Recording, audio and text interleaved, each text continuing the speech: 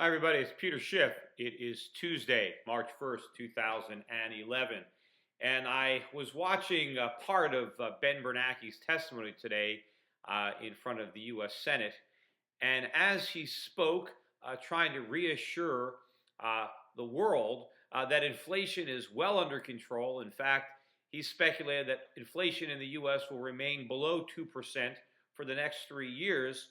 While he said this, or shortly after he finished his speaking, gold prices rallied to an all-time record high. Silver prices surged to a new 31-year high. And so, far from inspiring confidence, the Fed chairman's words inspired fear. I don't believe the precious metals market believes Mr. Bernanke, especially when he said that he will keep the monetary pedal to the metal as long as unemployment remains high. Well, one of the reasons that unemployment remains so high is because we're printing too much money. Interest rates are too low. The Federal Reserve is enabling massive deficit spending on the part of government that is preventing the economy from restructuring in a way that would produce gains in employment. So basically, we're going to have higher unemployment and inflation in perpetuity as long as Ben Bernanke is at the helm. You know, Ben Bernanke made several comments about commodity prices. He said, rising commodity prices will not affect inflation or cause a long-term increase in inflation. He's right about one thing.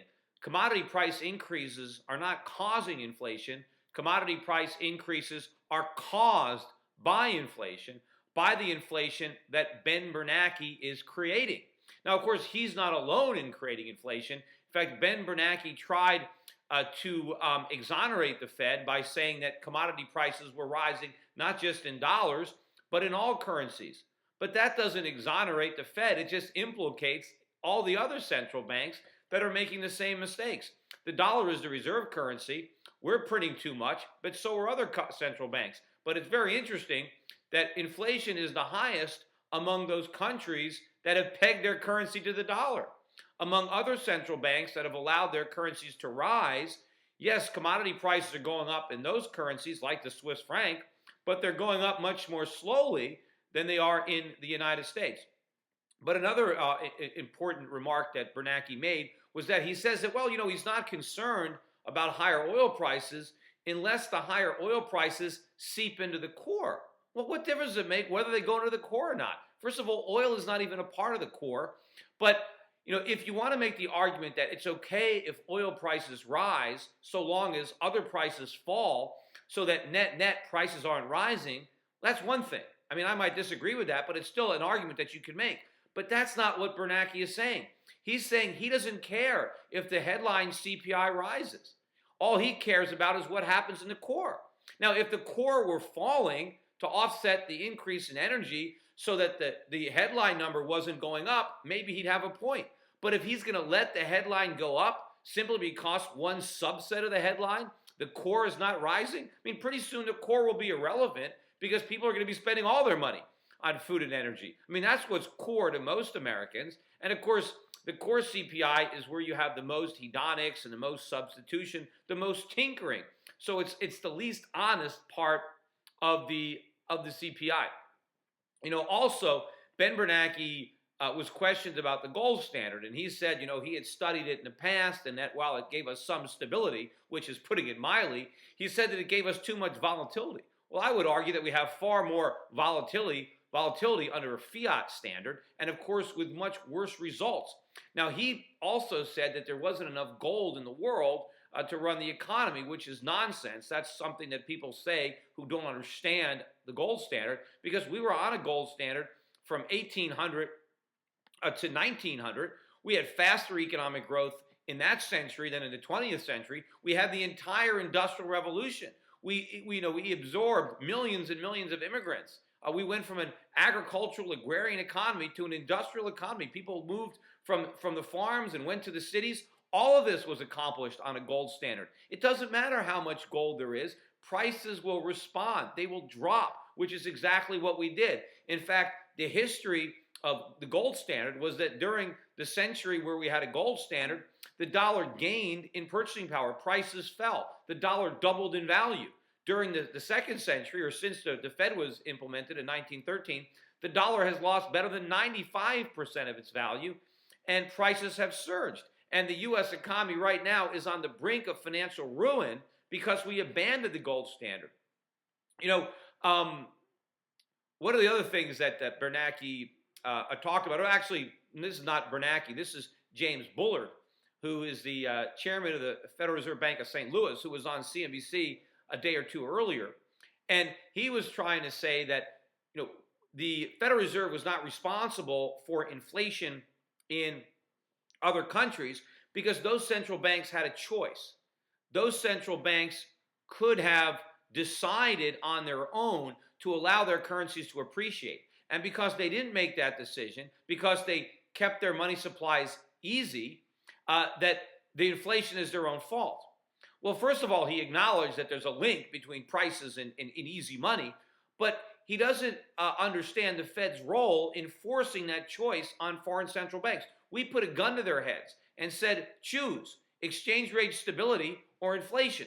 They chose inflation, but now they're regretting that choice because they decided to debase their own currency and subsidize the U.S. economy. They are now suffering the consequences, which is rising prices. And rising commodity prices are particularly problemsome in a lot of these emerging markets that have pegged their currencies to the dollar because their people at the moment spend a much higher portion of their income on food and energy than do Americans. But when you have the Federal Reserve basically challenging the rest of the world, basically saying, hey, if you don't want inflation, stop buying dollars, stop buying treasuries, let your currency rise. Ultimately, they're going to take our advice, and that is exactly what they're going to do. Because we're telling the world, as long as the dollar is a reserve currency, as long as you try to maintain stability with the dollar, you're going to suffer instability. You're going to suffer massive inflation because we're going to keep on borrowing and printing as long as the world is foolish enough to subsidize it, lend us the money, and debase their own currencies. Well, I think this is coming to an end. And when it does, if foreign central banks take the advice of Bullard or of Ben Bernanke for that matter and adopt their own monetary policies, and I think they're doing it. I think that's why you're seeing renewed weakness in the U.S. dollar now as the dollar index continues to make new multi-month lows. I think other central banks are acknowledging the inflation problem that they helped create, while Ben Bernanke still denies that it exists. And so these foreign central banks will be raising rates far before the Fed, and they will cut back on their purchases of dollars and treasuries. And so then commodity prices will be rising far more slowly. And in fact, in some countries, commodity prices might even fall. In fact, commodity prices would fall dramatically in countries like China if they really let their currency go up. But when that happens, that's when you're going to start to see much more meaningful increases in commodity prices, in consumer prices, and yes, even in the core, you're going to see the big increases in inflation.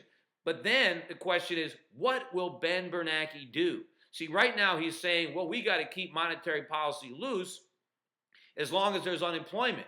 Well, what happens when they can't hide the inflation anymore? What happens when even the core is running well above 2%?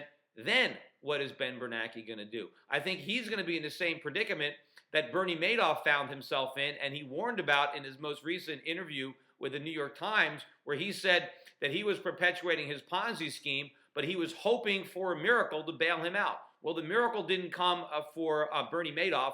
It's not going to come for Ben Bernanke. It's not going to come for the United States economy. You know, in his interview with the New York Times, Bernie Madoff said the United States government was a gigantic Ponzi scheme.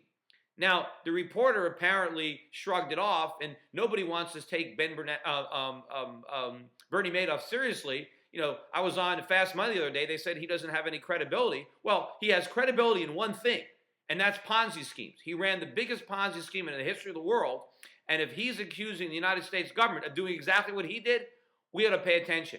Because, again, if there's one thing that he knows is a Ponzi scheme when he sees it, and we've got it.